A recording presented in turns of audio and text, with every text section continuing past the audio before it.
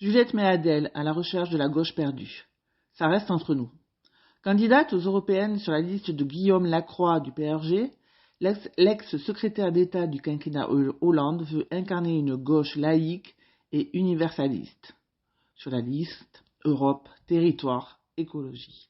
En franchissant la porte du Select, brasserie parisienne sise à 2 pas de la tour Montparnasse, Juliette Méadel paraît un peu désorientée. Elle jette un œil à la salle, scannant chaque table. La dernière fois, j'ai croisé Marion Maréchal ici, s'exclame-t-elle, avant même de s'asseoir, effarée que l'extrême droite s'affiche dans un lieu historique de retrouvailles de la gauche républicaine. Cela peut paraître anodin, mais c'est le signe, selon la candidate aux élections européennes, elle figure en 4e position sur la liste Europe, Territoire, Écologie, menée par Guillaume Lacroix, président du parti radical de gauche PRG, que les temps ont bien changé. La magistrate à la Cour des comptes évoque le contraste avec son enfance.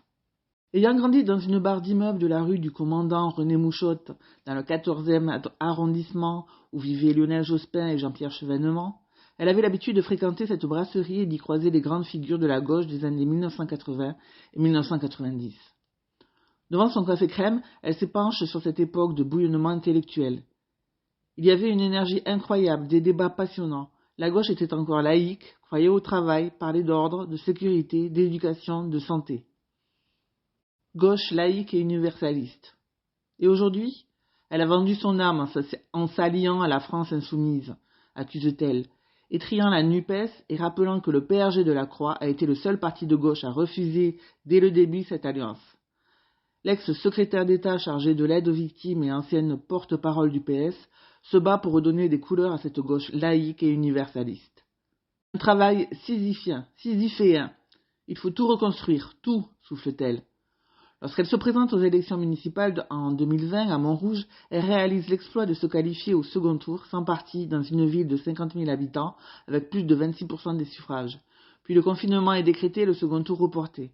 Le maire UDI, Étienne Langerot, est réélu à la faveur d'un accord avec le candidat LFI Aurélien Saint-Toul.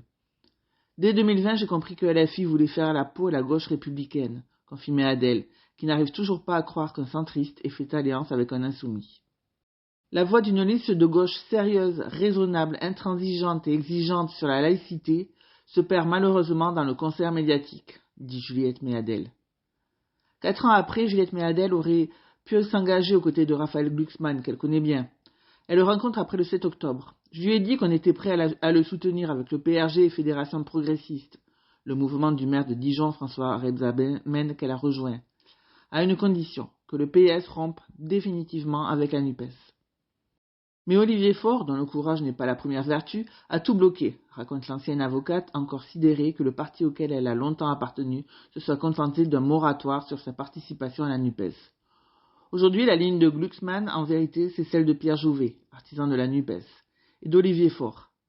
Il est plombé par le PS qui lui fait atteindre un plafond de verre, estime-t-elle, alors que l'eurodéputé tête de liste PS Place Publique est crédité de 15% de vote dans les dernières enquêtes électorales, talonnant la tête de liste de la majorité, Valérie Hayé. Rassemblement des Républicains. Par conséquent, lorsque Guillaume Lacroix lui propose d'être sur sa liste, elle n'hésite pas une seconde. Je me suis lancée dans cette campagne parce que je suis très inquiète. Les deux extrêmes sont en train de broyer le camp du milieu. Mélenchon et Le Pen ont oublié que notre nation est une, est indivisible. Par calcul électoral, ils s'adressent à des communautés, sèment les graines de la discorde, jouent sur les peurs et livrent des individus à la vindicte populaire.